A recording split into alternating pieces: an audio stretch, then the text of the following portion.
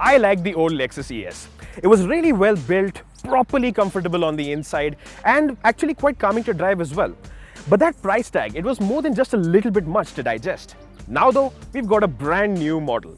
It's based on a new architecture, looks properly distinctive, is more advanced, and unlike the old model, doesn't come to us at the end of its life cycle, but a mere few months after its global reveal. But there's only one question I'm looking to get answered. Would I recommend buying this if it didn't have this?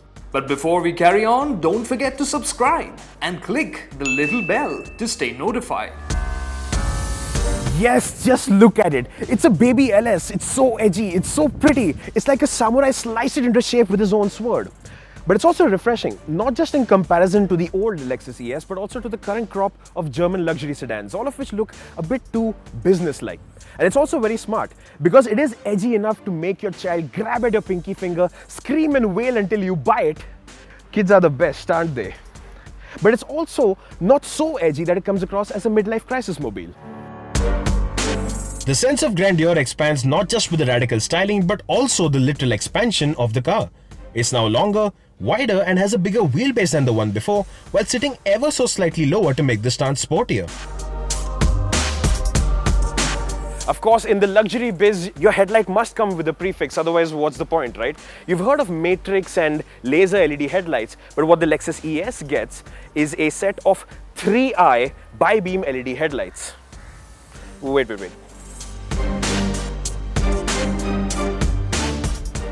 Now it does. The ES also gets cornering lamps, LED taillights that tuck in towards the rear number plate, adding a touch of the RCF to the rear, and 18-inch alloys with a design that almost mimics the hand-folded pleats we saw in the Lexus LS. And the LS connection isn't just on the outside. If you thought the outside mimics the design of the Lexus LS, the interior really takes the cake. For example, you've got a similarly styled 3-spoke steering wheel, which is of course motorized. You've also got that similar kind of Frankenstein-esque inserts for the drive mode selector as well as the traction control knob. Not to mention you've got a new 7-inch TFT multi-information display instead of the old analog dial setup and a more size-appropriate 12.3-inch infotainment display. You finally get that sense of wow in here. It feels different, it feels rich, it feels special. And what stands out the most is the attention to detail. It feels so much richer than before with that solid thud you get when you shut the door, the choice of smooth upholstery.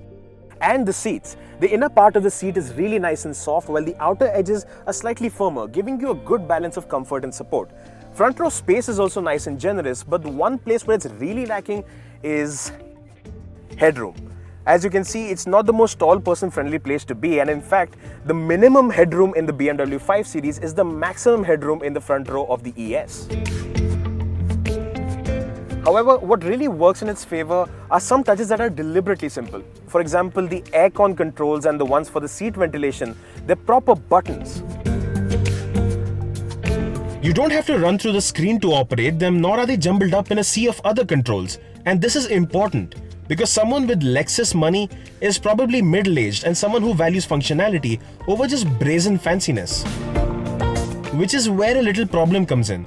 That infotainment system still isn't touch sensitive. The mousepad controller needs some time to get used to even at a standstill, but on the move, it just doesn't feel as convenient to operate as iDrive or Audi's MMI. The resolution is epic and there's zero lag, but the usability is still a bit iffy. Not to mention, no Android Auto or Apple CarPlay, but it does get Miracast and a DVD player.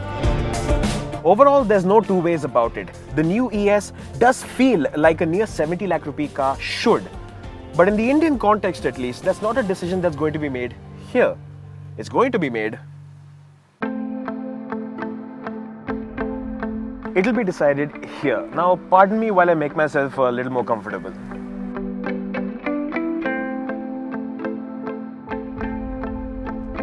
And while you join me in the passenger seat, why don't I go ahead and set us up with a little more privacy.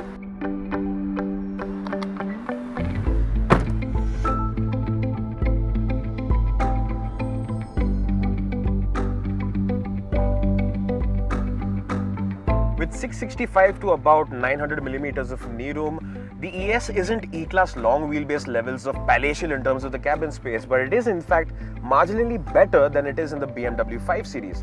And as someone who's 6.5 feet tall, I'm quite happy with the space available. And particularly the infotainment screen, that's a television, and I've got the remote control right here, and I'm sitting on my living room sofa.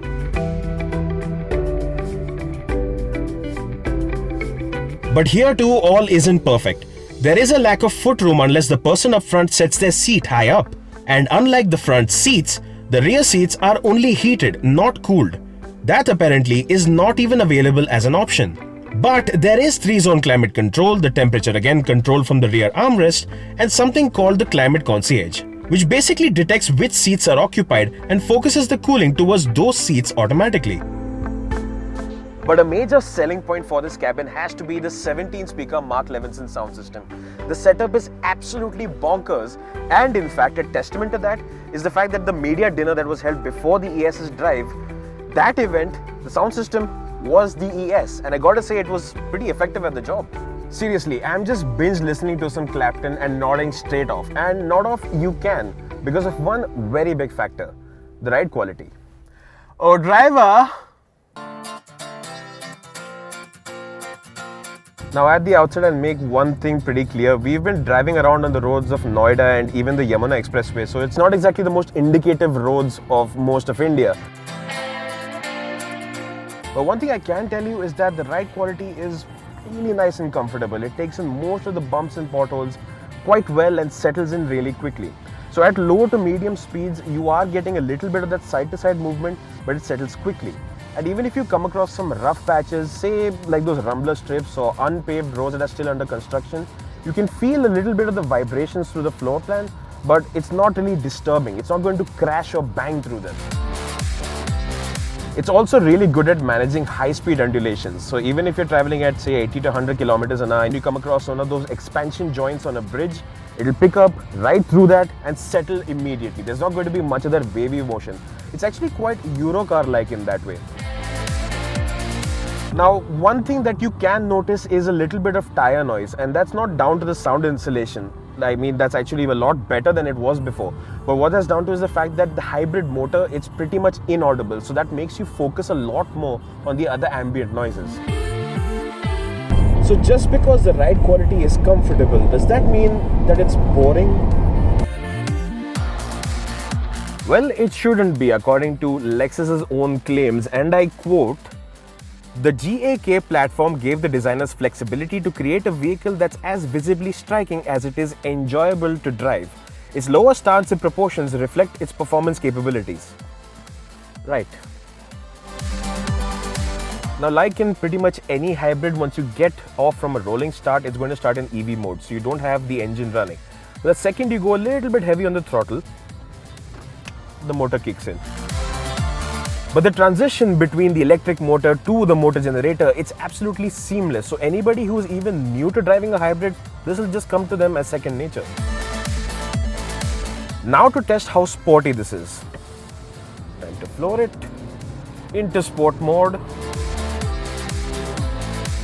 Okay, whoever said that hybrids are slow or boring, I have no idea what they're talking about, because this just isn't either one. Much like Lexus says, this is quite brisk to pick up the pace. I'm not going to say this is going to be an outright enthusiast pleaser, but you're never going to be starved for power. At city speeds or even on the highway, if you're looking to make overtakes, they're going to be quick. They don't have to be planned. And even though you do have paddle shifters over here, I'm not really seeing the need for them.